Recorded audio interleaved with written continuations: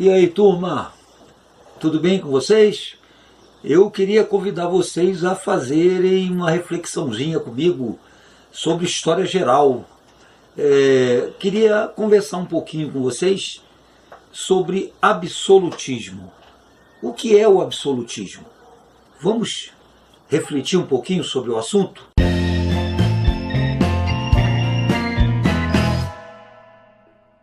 O que a gente chama de absolutismo, ou Estado absolutista na realidade, é um tipo de, ou foi um tipo de governo, a gente diz foi, mas ainda existem governos, né, autocráticos nos dias de hoje, infelizmente nós temos ditaduras, mas historicamente a gente se refere a um tipo de governo que marcou a transição política da Idade Média para a Idade Moderna. Ou a um tipo de Estado, eu prefiro dizer assim, né, que marcou a transição da Idade Média para a Idade Moderna.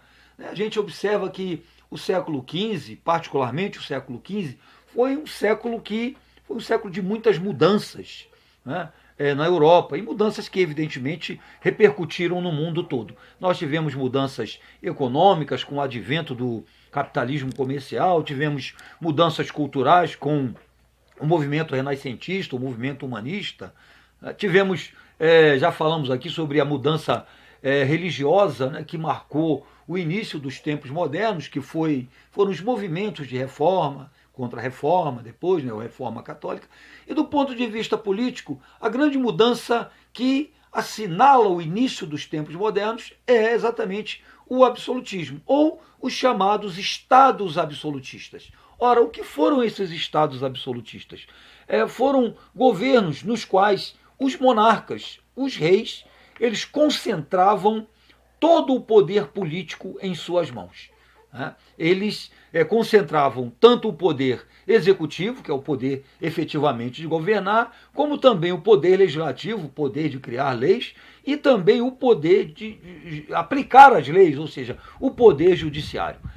Na prática, os reis absolutistas, e Luís XIV, Luís XV, né, os reis da dinastia Bourbon na França são exemplos assim clássicos, né, do suprassumo do Estado absolutista. Na prática, eles governavam com todos os poderes, né? Eles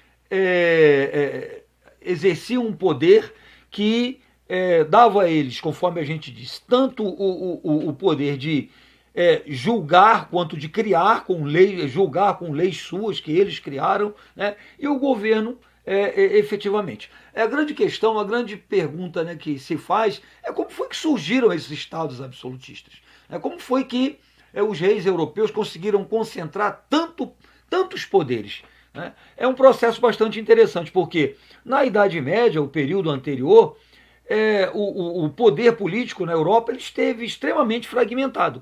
Os reis europeus, os livros costumam colocar, né, eles reinavam, mas não governavam. Né? Isso porque as monarquias europeias elas esbarraram com o poder local dos senhores feudais, da nobreza feudal, e esbarraram também, principalmente, com o poder da igreja.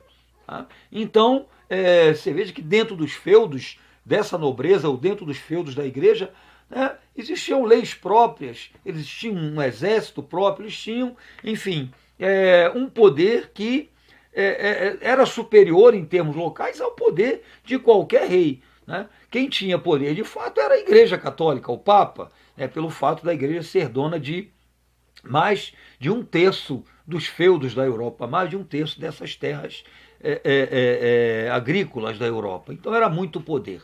Tá? Então o que você observa? Vai haver, com o Estado moderno absolutista ou com o absolutismo, um resgate, né? Um recrudescimento do poder dos monarcas europeus. E como foi que isso se deu? Evidentemente, né, existiram fatores que contribuíram para isso. Tá? Em primeiro lugar, a gente não pode deixar de colocar aqui o apoio da burguesia europeia. Quando eu falo em burguesia, eu estou falando basicamente nos mercadores, dos grandes comerciantes europeus que precisavam do apoio de um Estado forte para superar certas barreiras que atrapalhavam o desenvolvimento da atividade comercial. né? A existência de diversas moedas, por exemplo, dentro do mesmo país, a existência de pesos e medidas variados dentro de um mesmo país, a existência de pedágios cobrados pela nobreza e pela própria igreja, tudo isso atrapalhava muito a atividade comercial. Evidentemente, somente um rei forte e poderoso teria condições de impor moeda única, pesos e medidas únicos, né? E contribuir para o crescimento dessa atividade comercial. Tá? Paralelamente a isso, nós temos aí, né, o próprio movimento de reforma, ou se preferirem, no plural, as reformas religiosas, que contribuíram para enfraquecer o poder político da igreja. Tá? Enfraqueceu.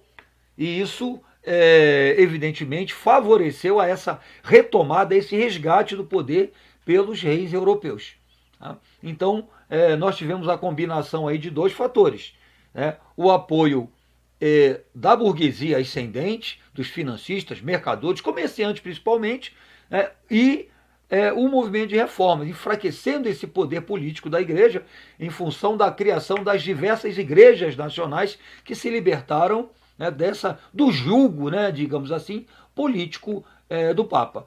Nós também tivemos aí apoio do próprio campesinato, né, cansado da exploração dos senhores feudais, e até mesmo de um segmento da nobreza que precisava de apoio para reprimir, para tentar conter as diversas rebeliões de servos, né, que ocorreram aí já no período da chamada Baixa Idade Média. Então a conjugação desses fatores que explica essa retomada do poder político pelos reis europeus num fenômeno aí político que ficou conhecido como Estado moderno absolutista. Né? De um lado ganharam os burgueses, as camadas sociais também que apoiaram o movimento, de outro lado o próprio rei ganhou, porque ele aumentou, fortaleceu o seu poder, e com o fortalecimento do comércio, que foi uma consequência natural desse processo, né, de mudança política que marca a Idade Moderna, para esse crescimento do comércio, o próprio rei, as próprias monarquias ganham. Né? Desenvolvimento do comércio significou o que na prática? Mais impostos que o Estado tinha para arrecadar. Então aí houve uma espécie de aliança, né, entre rei e burguesia. Né? Essa aliança foi que levou à formação do chamado Estado moderno absolutista, ou, se preferirem, do absolutismo, né, que marcou, conforme nós dissemos, o início dos tempos modernos no campo político. Tá bom, galera? Beijo para vocês e até a próxima.